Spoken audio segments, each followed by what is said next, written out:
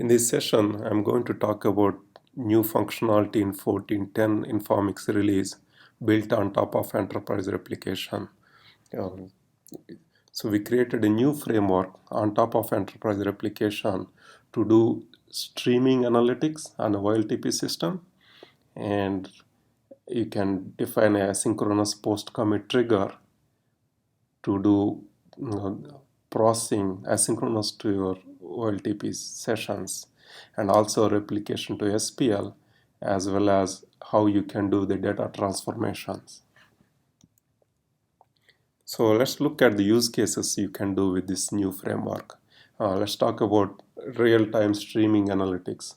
Let's take a retail database where you're getting data for each store, the sales information, and in a real time you want to create reports, sales information for each store. The way you typically do this is you do this at the end of the day by running analytics query. But if you want to do it in real time without impacting the OLTP applications, you can do that now with Informix asynchronously and without running any analytics queries. And so the main advantage is that to do these aggregate operations, you don't need to query the tables that populate this sales information. So this way you don't pollute the buffer pool. That's the advantage of the streaming analytics. So you analyze the incoming data and do the on-the-fly aggregations. And the another good example of real-time aggregation framework is let's take the online game. Let's say you have a game, you are running a game application online, and players playing the game. Let's say you get million scores a day. Let players playing the game, and there are million times maybe the game is played, and you getting the scores table is being updated millions of times a day. Now in this scenario, how do you show the leaderboard top 10 scorers in real time without doing the analytics operation on the scores table? So that's another use case for the real-time streaming, where you don't need to look at the scores table without even looking at the scores table, without running any analytics queries on scores table. You will be able to compute the top 10 scorers in real time and show it to your users. The other use cases are data transformations. Again, let's go back to the retail database application, where you have Informix deployed in each store, and you want to replicate that data to a central home office. And let's say the stores don't have the store ID in their schema, but you still want to add the store ID on your central home office server. You can do that now on the fly while applying the data at the central home office. You can add new columns, the data for the new columns. Let's say store ID, you can on the fly insert store ID as part of applying the data from the stores. And the other examples are, you can with asynchronous post commit triggers. Now you can stream or replicate data to external systems, services like Graph Database, Hadoop, Spark, and queuing services. This is very useful in a microservices architecture.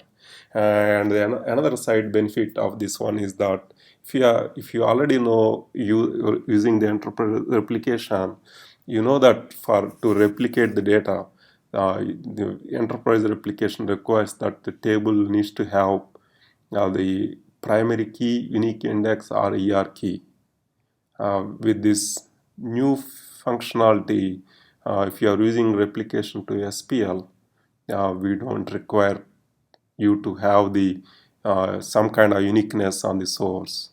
Uh, so you can use this on the tables that doesn't have the unique key defined on it. So how it works? As I told you, it is built on top of enterprise replication. You define the replicate definition. This time you say that I want to replicate to a stored procedure instead of applying data to a table. And also, as you know, that one of the new functionality we introduced in TOL 10, Informix TOL 10 version is the loopback replication, where you can replicate to the same server.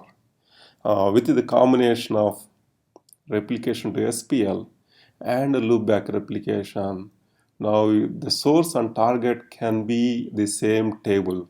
That means you can define a asynchronous post commit trigger on the committed data on the same table in the same server. So the replication to SPL works for the same table in the same server, a different database in the same server, or it can be on another target server. And so the other advantages is that you can optionally filter out data using a where clause filter. We don't have to fire this trigger for each change. You can filter out, say we can optionally have the where clause filter, and you may be interested in few columns and only are few rows where you want to fire this trigger. And the way it works is that if you are already familiar with the enterprise replication, the way it works, in order to replicate the data, you need to define the replicate. You still need to do the same thing, except that you will say that this time you want to replicate to SPL instead of replicate into a table. And the enterprise replication looks at the logical log records and snoop those records and looks at the replicate definition, filter out the records which doesn't satisfy the replicate where clause, and queue the data into send queue. From there, if it is a loopback replication, the same server apply, the data is queued onto the receive queue, and from there the asynchronous threads, the ER apply threads, pick up the data and invoke the SPL. If the SPL is defined on a remote server, data is sent over the network to the remote server. That's on the remote server. The ER apply threads will fire the trigger over there. So these are the new options in as part of the define replicate command. If you specify the SPL name, that's how the enterprise replication know that this is a replication to SPL and not the replication to a table. So this is how we define SPL name, and also we also have a JSON SPL name. There are some differences. We'll talk about that in next few slides. You can have either regular SPL name or JSON SPL. Okay, and also if we did introduce a new option, cascade REPL. This is useful for the existing ER customers. If you already have a replicate defined in your environment, and you know that when we apply the data through the ER, we don't re-snoop the data, because if you re-snoop and then we'll re-replicate back to the same original source. So we don't want this indefinite replication going on between source and target. But if you want to define a asynchronous trigger for the already replicated data through another ER replicate definition, you can. So if you use the SPL name, so these are the arguments to the stored procedure. And so typical arguments include you get the before row, after image of the SPL. Sorry, the before and after image of the row, including the columns. that defined as part of the select statement. And apart from that, you will also get these additional need to define these additional columns. Like the first one is the operation type. This is a character 1, and you get either I, U, D for insert, update, delete, and also you'll get the source server ID. This is the group ID that you define in SQL host file for ER, and you also get the transaction commit time and transaction ID, and before value column list and after value column list.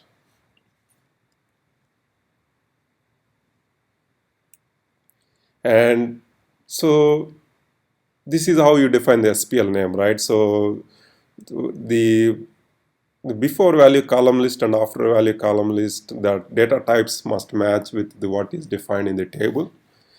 But let's say if we want to use the same SPL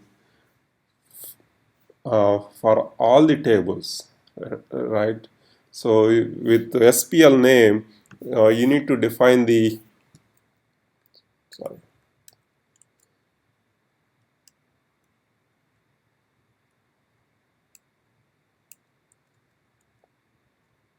Okay, sorry. With the SPL name option, the arguments are tied to a specific table. But if you want to use the same SPL logic for all your tables, you can use the JSON style SPL, where the input is JSON document, but the document will have details like operation, table, owner, database name, and then transaction ID, commit time. Then you get the raw data as another JSON document for insert. If it is an update, you get the after row image as well as before row image. For delete, you get the before row image as part of the raw data. So this way you can use the same SPL for all the tables, and you can write your logic at one place and find this SPL for all your processing of across all the tables in the database.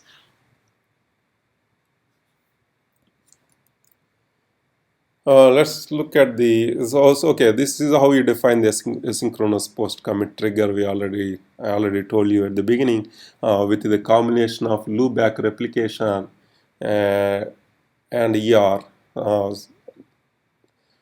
So you can define the replicate between on the same table a source and target, and define a SPL name. So let's look at this example, right? We are defining a replicate, and this source server, my group is the source server name, and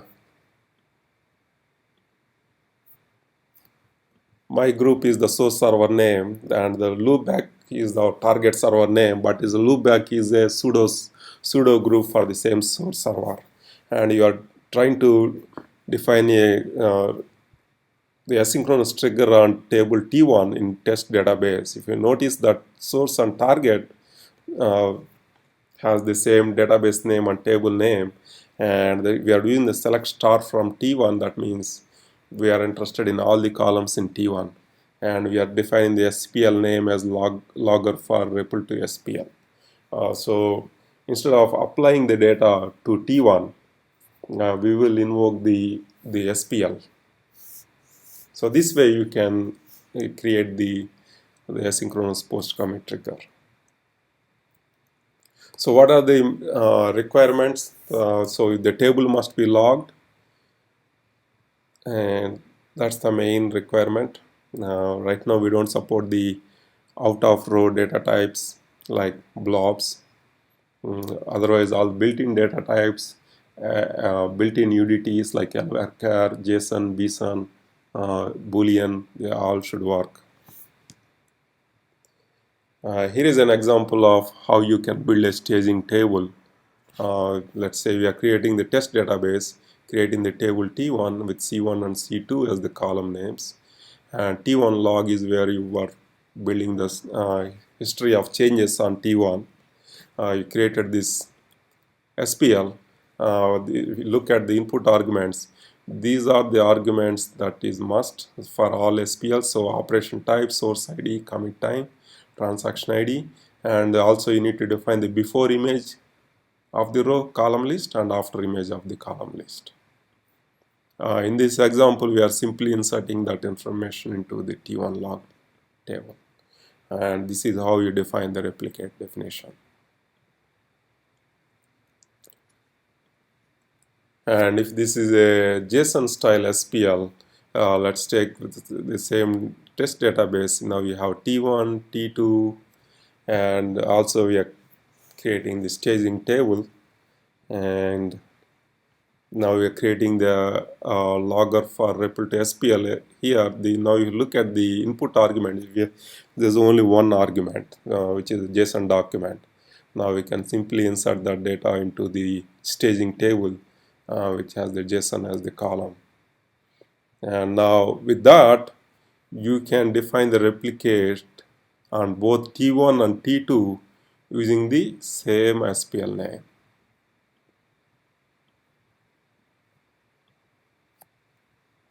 That's the advantage of the JSON style SPL. And this, I'm going to show you a demo on this one, real-time aggregation framework using the retail database. This is in a schema. So let's say creating the retail database and creating the sales table with customer ID, store ID, and bill amount. And we'll have define a sales summary SPL, which will do the streaming analytics and compute the aggregation operations for each store using this store aggregate SPL and populate the sales summary table on the fly. And this is how you define the SPL name.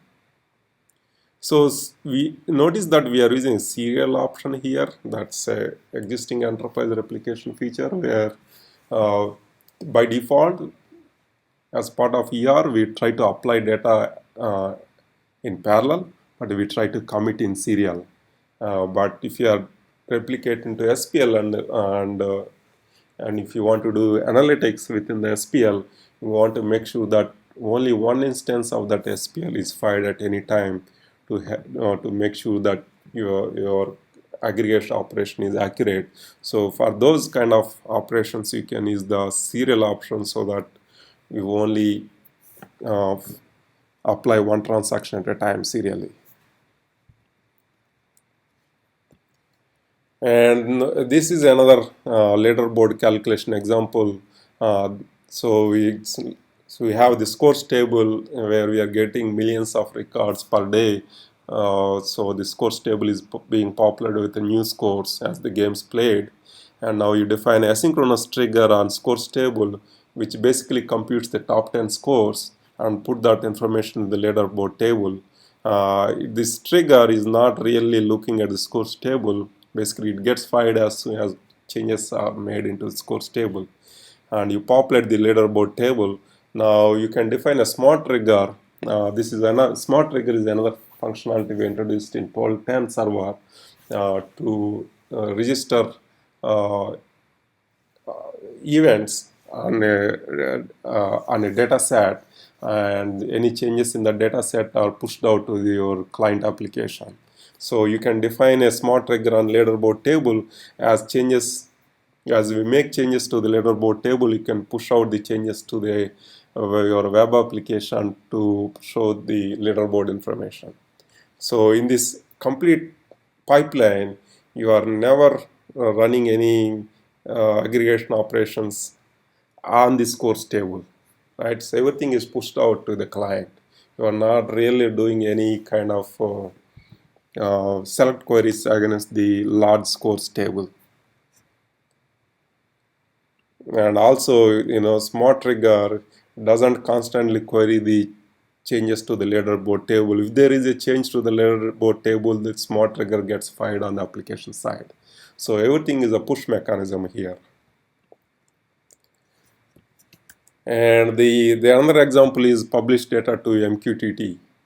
So here I have the customer database, sorry, MQTT database customer table, and now notice that here I'm using the Java UDR for SPL.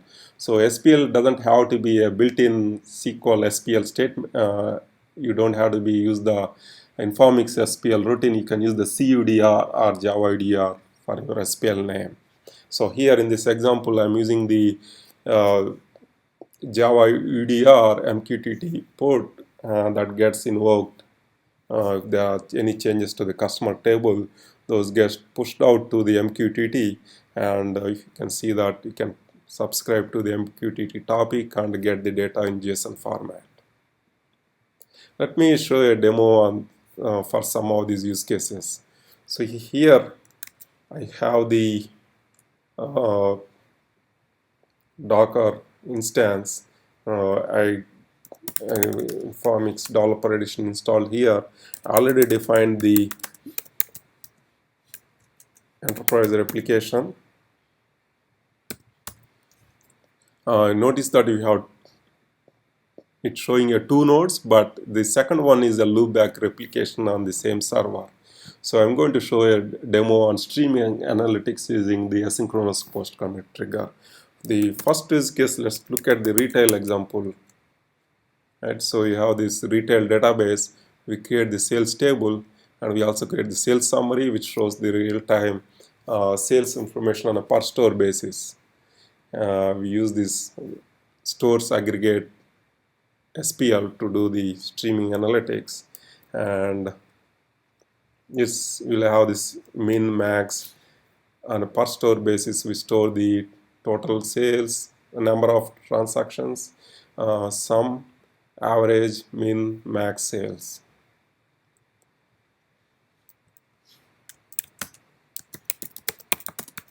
Let's create the schema, and let's define the replication to SPL. Notice that we are creating the replicate on sales table, and source and target is also the same table, and you are using the SPL name and using the store aggregate is our SPL, and we start the replicate. Now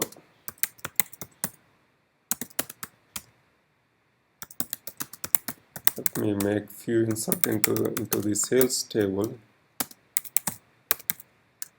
Customer ID, store ID, and sale $10, let's say.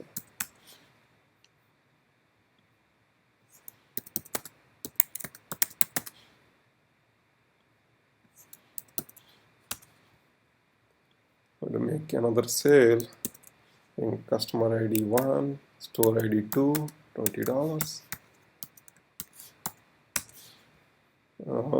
Same customer ID 2, store ID 2, and let's say $30. Now if you look at the sales summary, you get the aggregate information for each store. See that you have a record for each store, and sale, number of sales happened on that store, and total sum, average, min, max for store ID 2, sum of all sales, average, min, and max. Right? This is one example where you are real time, you are calculating this per store reports without touching your sales table. And these all, notice that all these operations are done asynchronous to the OLTP application, which is actually doing the insert, update, deletes on the sales table.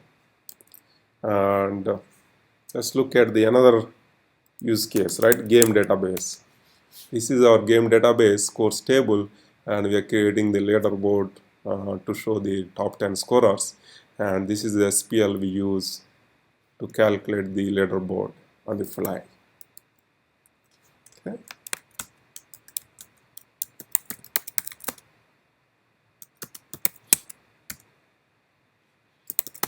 So let's define the replicate definition. So here we are using the serial option. This is our SPL we would like to find. This is our source server information. This is the target. Both are same.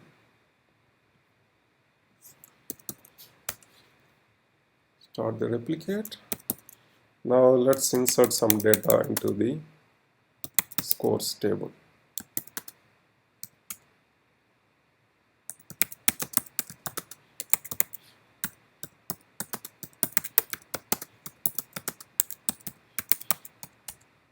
Okay, we did insert 12 rows. Now let's look at the leaderboard table.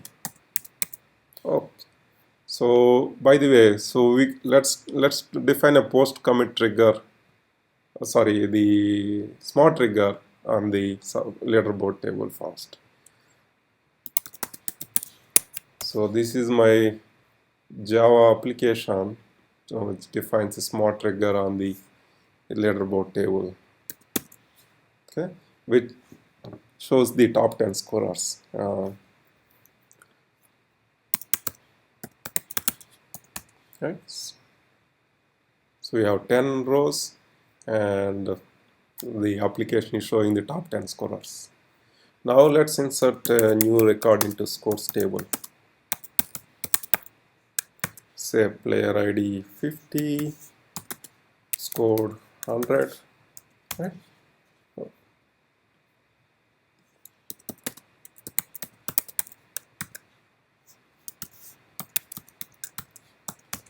Now as soon as we did the insert, now we have the new leaderboard. So now player ID 50 is the top scorer. So notice that nowhere we did run any aggregation or analytics query on the scores table, but still you get the real-time leaderboard information pushed out to the client application. Client is not polling for any new leaderboard changes, and the leaderboard calculation done is not done as part of your game insert, update, delete operation in the scores table. It's all done asynchronously. Here is the one use case.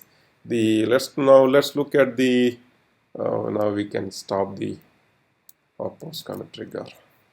Now let's look at the MQTT example. So here I have defined this MQTT database at the new customer table. Now I am defining a Java, registering a Java SPL. This is my jar file which has that MQTT library and define the MQTT put. And this is how we define the replicate. I am using the JSON style SPL here. And this is my SPL routine name. Oh, let's start MQTT's server. Oh, it's already started. We have the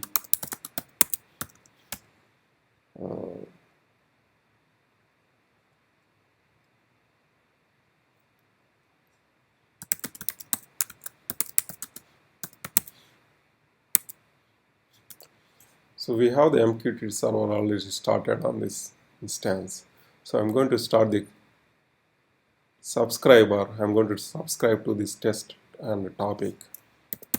So the server, as we make changes to the customer database, changes are pushed out to the MQTT and we'll get the results here since we subscribe to that topic. So let me create the schema.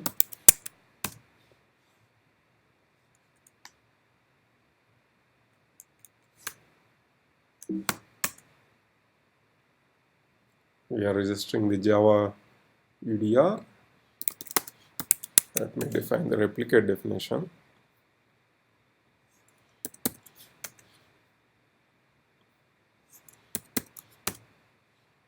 Now let me insert some data into the customer table.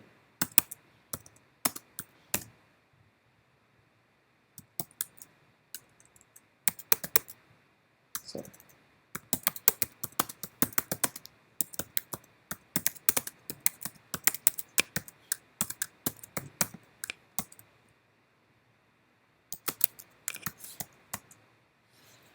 Notice that as soon as we did the insert, the data gets pushed out to the MQTT and the subscriber gets the data. So since we use the JSON SPL, now we get the JSON document. Operation insert, table, customer, owner, in Informix database MQTT, transaction ID, commit time, and raw data is again a JSON document, name, bill, and ID one. Now let's insert another record.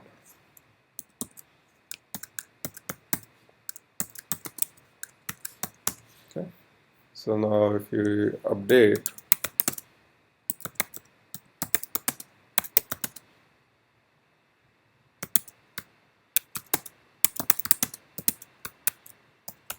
now you get the update record, and now you get the before image and after image. We changed ID from 1 to 10. Now if you delete,